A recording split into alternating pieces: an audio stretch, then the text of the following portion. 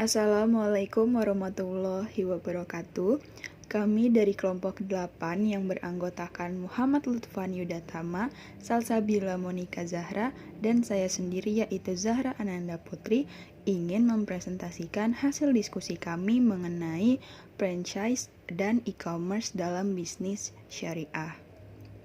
Adapun beberapa subbab atau materi yang akan dijelaskan oleh kelompok 8, yang pertama ada sejarah dan pengertian franchise, yang kedua akad yang digunakan dalam franchise, yang ketiga dalil dan fatwa franchise, yang keempat sejarah dan pengertian e-commerce, yang kelima ada akad-akad yang digunakan e-commerce, yang keenam atau yang terakhir yaitu dalil dan fatwa e-commerce. Memasuki materi yang pertama, apa sih pengertian dan sejarah dari franchise itu sendiri? Sebelum itu, kita itu harus mengenal kata bisnis ya teman-teman, karena bisnis itu secara langsung pasti berhubungan dengan sebuah franchise. Kata bisnis itu berasal dari kata business, dari kata dasar busy yang berarti sibuk, dalam hal individu ataupun komunitas. Dalam artian, sibuk itu mengerjakan suatu aktivitas dan pekerjaan yang mendatangkan sebuah keuntungan. Jadi, mencari laba adalah titik fokus dari berbisnis. Beda ya dengan ekonomi yang lebih luas. Bisnis itu lebih sempit, hanya membahas bagaimana cara memperoleh laba dalam suatu transaksi. Kita kenal dulu ya sejarah dari franchise ini. Sebelum waralaba ini mencuat di Indonesia, sistem bisnis ini telah terdapat di Eropa loh teman-teman. Franchise adalah suatu hak khusus yang diberikan oleh suatu usaha manufaktur atau organisasi jasa franchise kepada pialang untuk menjual kembali dengan cara yang sama. Pengaturan seperti ini kadangkala disahkan dalam suatu perjanjian hak kelola yang merupakan kontrak antara pemilik hak kelola dan pemegang hak kelola. Waralaba mulai dikenal di Indonesia pada tahun 1950-an, disebabkan oleh munculnya dealer kendaraan bermotor melalui pembelian lisensi atau menjadi agen tunggal pemilik merek. Kata waralaba adalah padaan kata dalam bahasa Indonesia untuk istilah franchise. Namun, dalam praktiknya istilah franchise justru dipopulerkan oleh Amerika Serikat. Kata franchise dalam bahasa Indonesia dapat disebut waralaba. Wara berarti lebih atau istimewa, sedangkan laba berarti untung. Jadi waralaba ialah lebih untung. Intinya, istimewa dalam berwirausaha dengan tanpa susah payah berinovasi terhadap merintis usaha baru. Jadi kita itu cukup bermitra dengan franchisor atau owners usaha tersebut dan membayar royalti sesuai kesepakatan.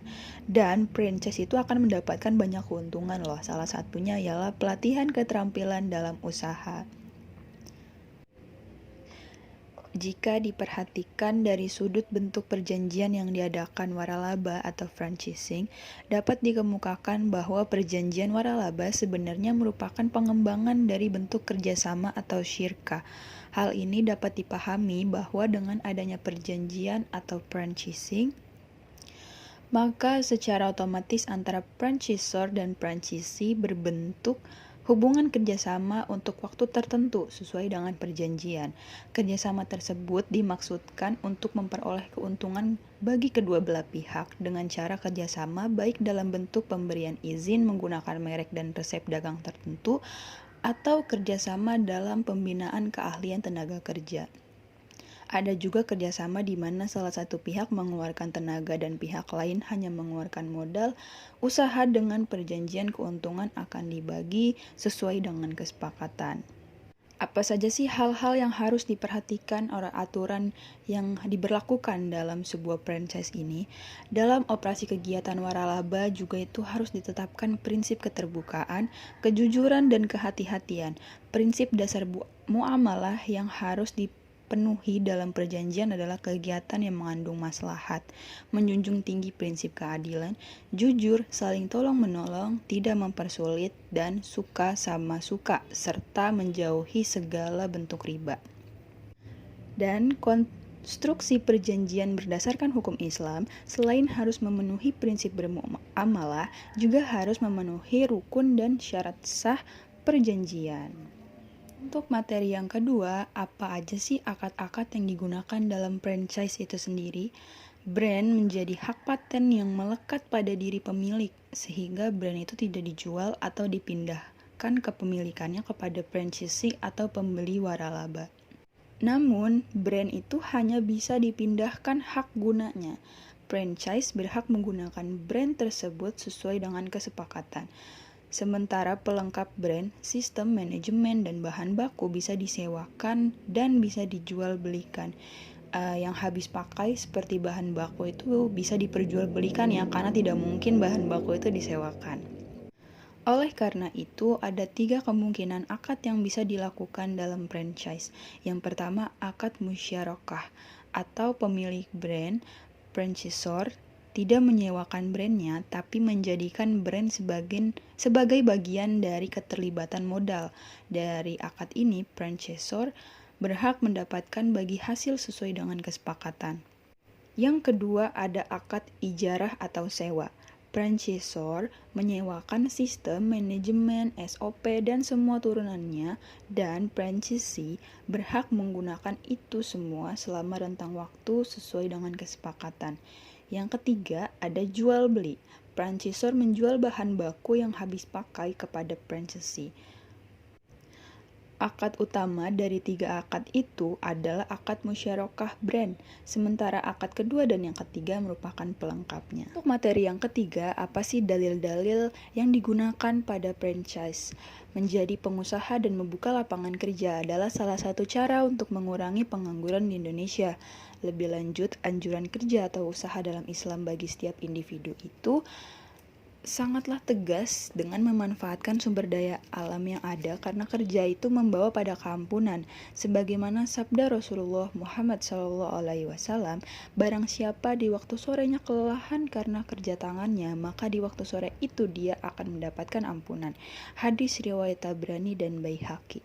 Salah satu contoh bekerja demi mendapatkan keuntungan ialah berbisnis. Juga terdapat dalam ayat Al-Quran surat At-Taubah ayat 105 yang berbunyi, A'udzu billahi minasyaitonir rajim. Bismillahirrahmanirrahim. Wa qul i'malu fasayarallahu 'amalakum wa rasuluhu wal mu'minun wa saturadduna ila alimil ghaibi wasyahadati fayunabbi'ukum bima kuntum ta'malun. Yang artinya, bekerjalah kamu, maka Allah dan Rasul-Nya serta orang-orang mukmin akan melihat pekerjaan itu, dan kamu akan dikembalikan kepada Allah yang mengetahui akan yang gaib dan yang nyata, lalu diberitakannya kepada kamu apa yang telah kamu pekerjakan. Dalam ayat tersebut dapat disimpulkan bahwa Allah itu pasti melihat atau menyaksikan prestasi manusia, dan Allah akan membalas amalan perbuatan itu dalam bentuk kekayaan. Demikian pula dengan Rasulullah dan orang-orang beriman lainnya juga turut menyaksikan, sehingga mereka memberikan hak-hak kepada kita di dunia ini. Lalu dikuatkan kembali nih dengan hadis Nabi, tidak ada makanan yang dimakan seseorang yang lebih baik dari makanan yang merupakan usaha tangannya sendiri. Dan sesungguhnya Nabi Daud makan dari hasil usaha tangannya sendiri.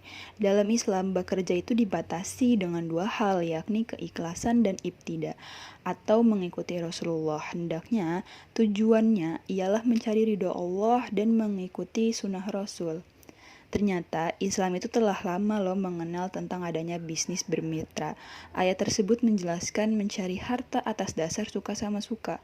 Maksudnya ialah saling merelakan atas apa yang dikerjakan. Sama halnya dengan konsep waralaba, di dalamnya itu terkait suatu perjanjian dan kesepakatan antara kedua belah pihak, sekaligus transparan dalam melakukan segala macam bentuk franchise dengan menginformasikan apa yang terdapat dalam manajemen usaha yang telah diembannya. Selanjutnya saya akan menjelaskan mengenai fatwa yang terkait dengan bisnis franchise. Menurut Fatwa Majelis Ulama Indonesia nomor 1 Munas V11 MUI nomor 5 tahun 2005 tentang perlindungan hak kekayaan intelektual, bahwa hak kekayaan intelektual adalah salah satu hukum maliyah yang mendapat perlindungan hukum sebagaimana mal atau kekayaan, sehingga hak kekayaan intelektual dapat dijadikan objek akad, baik akad muawadah maupun akad tabaruat. serta dapat diwakafkan dan diwariskan. Berdasarkan tujuan akad tersebut, maka akad waralaba terkait langsung dengan benda tertentu, yaitu memanfaatkan benda tertentu berupa hak atas kekayaan intelektual milik pemberi waralaba oleh penerima waralaba. Sehingga hubungan hukum dalam waralaba dapat dikelompokkan sebagai perikatan benda, yaitu suatu hubungan hukum yang objeknya adalah benda tertentu untuk dipindah milikan, baik bendanya sendiri atau manfaatnya, atau untuk diserahkan atau dititipkan kepada orang lain. Selanjutnya saya akan menjelaskan mengenai e-commerce. E-commerce secara umum dapat diartikan sebagai transaksi jual beli secara elektronik melalui media internet. Selain itu, e-commerce juga dapat diartikan sebagai suatu proses berbisnis dengan memakai teknologi elektronik yang menghubungkan antara perusahaan, konsumen, dan masyarakat dalam bentuk transaksi elektronik dan pertukaran atau penjualan barang servis dan informasi secara elektronik. Dalam melakukan e-commerce, pengguna internet menjadi pilihan favorit oleh kebanyakan orang karena kemudahan-kemudahan yang dimiliki oleh jaringan internet tersebut. Yaitu yang pertama, internet sebagai jaringan publik yang sangat besar, cepat, dan kemudahan dalam mengaksesnya. Yang kedua, internet menggunakan elektronik, data sebagai media penyampaian pesan atau data sehingga dapat dilakukan pengiriman dan penerimaan informasi secara mudah serta ringkas, baik dalam bentuk data, elektronik analogi maupun digital. Selanjutnya saya akan menjelaskan mengenai sejarah e-commerce. Lahirnya e-commerce di Indonesia bermula dari hadirnya Indonet. Saat itu Indonet sebagai internet service provider di Indonesia. Kemunculan Indonet menjadi cikal bakal pemanfaatan teknologi dalam segala bidang, tak terkecuali pada bisnis online. Kemudian pada tahun 1996 muncul Diacom, Intrabumi, atau The Net yang dianggap sebagai perintis jual beli online. Kehadiran media transaksi ini tentu saja menjadi kabar yang baik, tidak hanya pemilik bisnis melainkan juga konsumennya. Dengan menggunakan internet, proses transaksi akan jauh lebih mudah. Akan tetapi pada mulanya pengguna internet hanya sebatas menampilkan produk. Untuk transaksi pembayaran, tetap saja antar penjual dan konsumen harus bertemu. Istilah tersebut kemudian dinamakan cash on delivery atau COD. Seiring berkembangnya kemajuan teknologi, hadir pula toko online. Kemudian inilah titik mulanya e-commerce di Indonesia.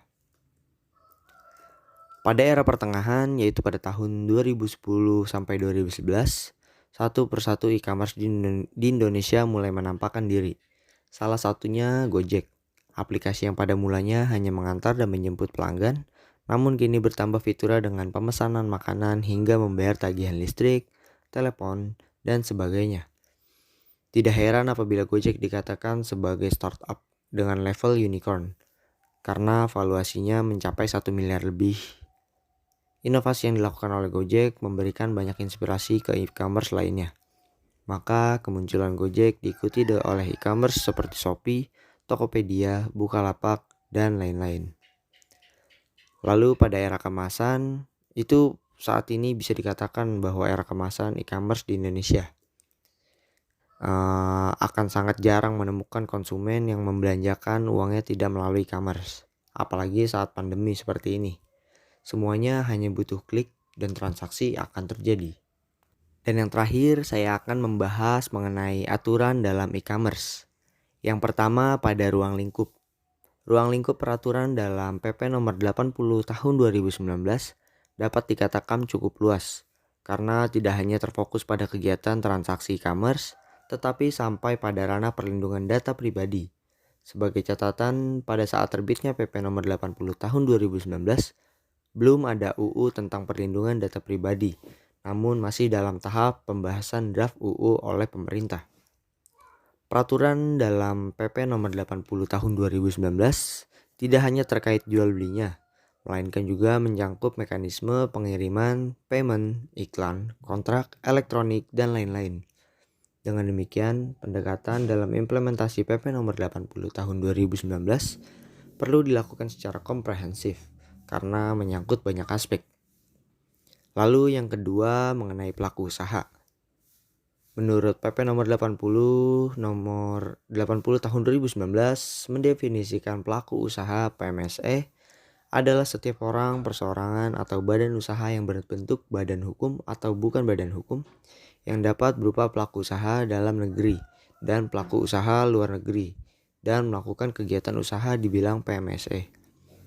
Lalu pasal 7 PP nomor 80 tahun 2019 mengatur bahwa pelaku usaha luar negeri yang secara aktif melakukan kegiatan PMSE dan penawaran kepada konsumen di wilayah hukum Republik Indonesia dan memenuhi kriteria tertentu, wajib menunjuk perwakilan yang bertindak sebagai atas nama pelaku usaha tersebut. Kriteria yang dimaksud dalam PP nomor 80 tahun 2019 berupa jumlah transaksi, nilai transaksi, jumlah paket pengiriman, dan jumlah traffic atau pengakses. Yang ketiga itu mengenai perizinan. Setiap pelaku usaha termasuk pedagang yang melakukan PMSE wajib melakukan atau memenuhi persyaratan umum sesuai dengan peraturan perundang-undangan. Persyaratan umum yang dimaksud itu antara lain izin usaha, izin teknis, tanda daftar perusahaan, nomor pokok wajib pajak, kode etik bisnis atau perilaku usaha, standarisasi produk barang dan jasa, hal-hal lain dengan ketentuan peraturan perundang-undangan. Lebih lanjutnya yaitu pada pasal 17 ayat 1 PP nomor 80 tahun 2019 juga menegaskan PMSE dalam negeri maupun luar negeri dilarang menerima pedagang dalam negeri dan luar negeri yang tidak memenuhi syarat yang diatur dalam peraturan di Indonesia. Dan yang keempat itu mengenai perlindungan konsumen. Dengan hadirnya PP nomor 80 tahun 2019 dapat dikatakan menaruh perhatian yang cukup besar kepada aspek perlindungan konsumen. Pelaku usaha e-commerce diwajibkan untuk melindungi hak-hak konsumennya, mulai dari kegiatan penawaran elektronik, iklan, kontrak elektronik, penukaran, dan pembatalan, sampai dalam ranah pengiriman barang ataupun jasanya. Dan yang terakhir itu mengenai perlindungan data pribadi. Pelaku usaha wajib menyimpan data pribadi sesuai standar perlindungan data pribadi atau kelaziman praktik bisnis yang berkembang. Standar perlindungan data pribadi yang dimaksud harus memperhatikan keberadaan standar perlindungan data Eropa atau APEX Privacy Frameworks. PP nomor 80 tahun 2019 juga menegaskan hak bagi pemilik data pribadi untuk meminta penghapusan seluruh data pribadi kepada pelaku usaha dari sistem yang dikelolanya. Pemerintah juga mengatur pengiriman data pribadi dalam pasal 59 ayat 2 huruf H PP nomor 80 tahun 2019.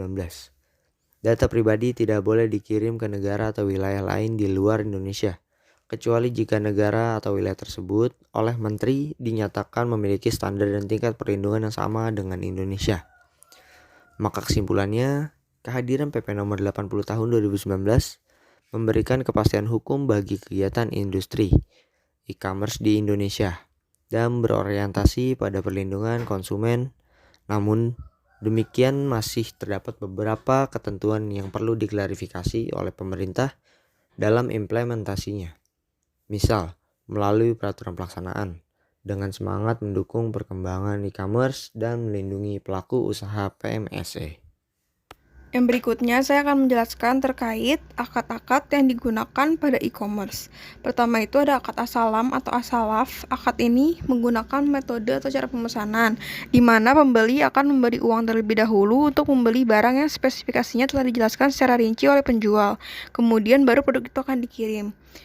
Dalam transaksi asalam ini terdapat persyaratan tambahan yang menentukan validitas transaksi tersebut. Karena dalam transaksi asalam, produk yang dijadikan objek transaksi tidak ada atau tidak dapat dihadirkan pada saat transaksi terjadi. Penjual dalam hal ini hanya menyebutkan kriteria tertentu pada produk yang akan dijual. Nah, metode ini dikenal juga dengan memberikan uang terlebih dahulu, setelah itu barang akan diserahkan kemudian. Jual beli dengan metode ini terdapat asumsi bahwa tempat penyerahan barang yang diketahui masing-masing pihak. Apabila menilik sekilas pada model ini sangat menguntungkan pihak penjual. Pada dasarnya penjual mensyaratkan adanya pembayaran sebelum penyerahan. Dalam hal ini, tentunya peletakan resiko itu ada pada pihak pembeli jika ternyata penerimaan barang terlambat. Lalu yang berikutnya itu ada akad istisna. Nah, pada e-commerce, salah satu akad yang dipergunakan yakni istisna yang mengatur transaksi produk dalam bentuk pemesanan, di mana pembuatan barang akan didasari dari kriteria yang disepakati. Jadi sebelum ada transaksi harus ada kesepakatan atas produk barang tersebut. Nah, dalam bentuk akad ini, proses pembayarannya juga sesuai kesepakatan. Baik itu dibayar ketika produk dikirim atau dibayar di awal. Sama halnya dengan melakukan transaksi jual beli dalam pasar e-commerce, yang dimana pembeli dapat melakukan dua cara pembayaran, yaitu bayar langsung di rumah ketika barang sampai atau yang bisa disebut COD, atau bisa juga dengan membayar barang tersebut sebelum barang tersebut dikirim. Nah, hal ini menjadi sah-sah aja dalam Islam apabila jika pembayaran dilakukan sebelum barang dikirim, maka harus ada jaminan kepercayaan untuk saling merelakan. Nah, yang ketiga itu ada akad murabahah. Akad ini juga digunakan dalam e-commerce karena dalam melakukan transaksi harus ada kesepakatan antara kedua belah pihak yang menekankan pada harga jual dan keuntungan yang didapatkan. Penjual harus menjelaskan secara detail terkait deskripsi produknya, seperti menjelaskan jumlah, jenis produk, ukuran, dan hal detail lainnya seperti foto barang asli agar memperjelas barang yang diperjualkan. Lalu produk tersebut akan diserahkan ketika akad diselesaikan, di mana pembeli bisa menunaikan kewajibannya secara cicilan atau tunai. Nah, tapi dalam akad-akad yang tadi sudah saya jelaskan, dalam melakukan akad itu ada beberapa syarat nih yang harus dipenuhi. Pertama itu ada sigat. Sigat ini merupakan pernyataan ijab kabul, indikasi dari terpenuhinya sigat dengan adanya bentuk penawaran dari merchant. Lalu pada user mengesahkan dengan melakukan klik, mengisi formulir, dan menentukan jenis pembayaran dan menyepakati kepada tempat penyerahan. Berarti di sini sudah terjadi ijab kabul atau sigat ketika pembeli itu melakukan prosedur pembelian tersebut. Nah, lalu dari aktivitas yang tadi itu tuh sudah dinyatakan sah secara akad karena adanya unsur komunikasi yang ditandai dengan aktivitas user tadi. Nah, kedua, prasyaratnya itu harus ada pelaku atau rob asalam. Nah, pelaku yang dimaksud dalam hal ini adalah kedua belah pihak, baik dari pihak penjual maupun pembeli. Meskipun dalam pelaku bisnis pada jenis ini pihak penjualnya hanya diwakili bentuk sistem, misalnya website, secara hukum dapat disahkan karena adanya sistem yang rapi sehingga dapat dipahami atau ada komunikatif dua arah. Nah, yang ketiga yang harus ada itu yaitu objek transaksi atau al-muslam fih. Dalam terminologi tersebut secara umum, para pemikir ekonomi Islam hanya mengatakan bahwa wajib adanya barang yang diperjualbelikan. Barang tersebut harus dapat diketahui jenis, bentuk, ukuran, dan manfaatnya. Lalu yang berikutnya yaitu dalil terkait e-commerce. Nah, selain melibatkan perwakilan, dalam transaksi e-commerce menjadi keharusan adanya pelibatan pihak-pihak lain dengan peran yang beragam. Para pihak itu adalah payment gateway, acquirer, dan issuer. Pihak-pihak ini berperan sebagai layanan pendukung untuk menjamin adanya kepercayaan, kerahasiaan, validitas, dan keamanan saat transaksi berlangsung. Sebab itu, pihak-pihak tersebut dapat dianalogikan atau kias sebagai saksi atas berlangsungnya transaksi antara penjual dan pembeli. Selain sebagai elemen pendukung, eksistensi payment gateway ini atau acquirer maupun issuer merupakan pihak yang dapat menjamin terlaksana transaksi dalam bentuk administratif, seperti yang terkandung dalam surat Al-Baqarah ayat 282 yang artinya, "Hai orang-orang yang beriman, apabila kamu bermuamalah tidak secara tunai untuk waktu yang ditentukan, hendaklah kamu menulisnya, dan hendaklah seorang penulis di antara kamu menuliskannya dengan benar." Nah, kesaksian dan juga dianggap penting dalam manajemen modern.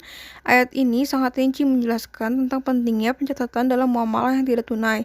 Keharusan adanya pencatatan administratif dan saksi dalam peristiwa ekonomi atau muamalah ditujukan jika timbul perselisihan yang berkaitan dengan transaksi, maka segera dapat dibuktikan dengan bukti-bukti dan kesaksian yang jelas dan dapat dipertanggungjawabkan. Melalui pemahaman ayat di atas, secara khusus ditujukan pada hal-hal yang berkaitan dengan kontrak keuangan muamalah. Seperti yang terkandung juga dalam hadis riwayat Abu Dawud, yang artinya itu sesungguhnya sebaik-baiknya apa yang kalian makan adalah yang berasal dari usaha kalian, dan sesungguhnya anak-anak kalian termasuk dari usaha kalian. Lalu yang terakhir, saya akan menjelaskan mengenai fatwa yang terkait dengan bisnis e-commerce. Nah, kebijakan ekonomi syariah Indonesia mengenai e-commerce sudah diatur melalui lembaga khusus yaitu Majelis Ulama Indonesia atau MUI. Nah, fatwa DSN MUI ini muncul sebagai respon atas persoalan kekinian tentang ekonomi Islam, terutama yang berkaitan dengan lembaga keuangan syariah. Nah, kebijakan ekonomi syariah Indonesia mengenai e-commerce terdapat pada Fatwa DSN MUI nomor 110 DSN MUI 9/2017 tentang akad jual beli. Jual beli salam fatwa tentang jual beli salam dicantumkan pada Fatwa nomor 5 DSN MUI 4/2000 yang memuat 6 ketentuan. Yang pertama itu ketentuan tentang pembayaran, di mana alat bayar harus diketahui jumlah dan bentuknya, baik berupa uang, barang, atau manfaat. Kemudian juga pembayaran harus dilakukan pada saat kontrak disepakati. Lalu juga pembayaran tidak boleh dalam bentuk pembebasan utang. Nah, yang kedua tentang barang, yang dimana harus jelas ciri-cirinya dapat diakui sebagai utang. Lalu juga harus dapat dijelaskan spesifikasinya. Lalu penyerahannya dilakukan kemudian. Lalu waktu dan tempat penyerahan barang harus ditetapkan berdasarkan kesepakatan.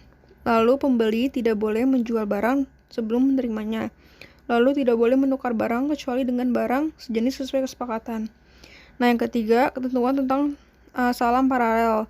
Dibolehkan melakukan salam paralel dengan syarat akad kedua terpisah dari dan tidak berkaitan dengan akad pertama.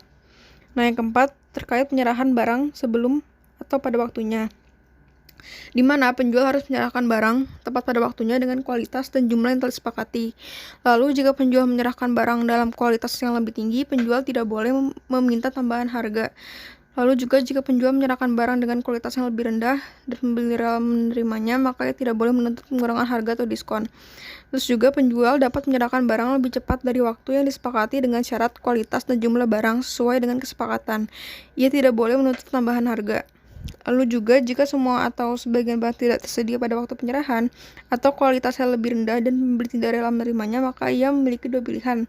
Pertama, membatalkan kontrak dan meminta kembali uang. Kedua, menunggu sampai barang tersedia. Dan lalu yang kelima, pembatalan kontrak.